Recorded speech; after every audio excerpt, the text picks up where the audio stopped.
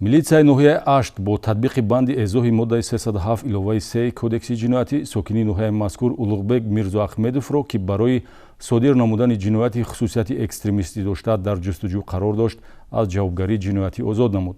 бурдани корҳои фаҳмондадиҳӣ замина фароҳам овардааст ки ҷустуҷӯшаванда хатои худро дарк кунад.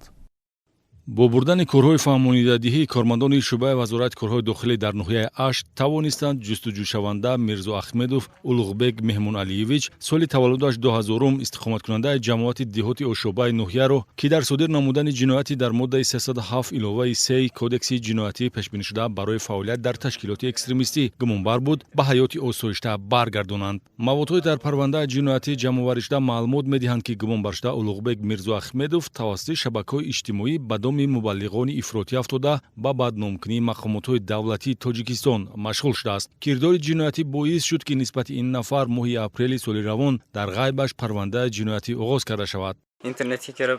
истифодаи нодурусти интернет маро ба чунин ҳолати гумроҳӣ овард. надониста ба ҳар гуна наворҳои иғвоангез шарҳ навистам ва ин амал аз назари мақомот пинҳон намонд. хатоямро фаҳмида бо изҳори пушаймонӣ ба ватан баргаштам. ба дигарон низ чунин тавсия медиҳам.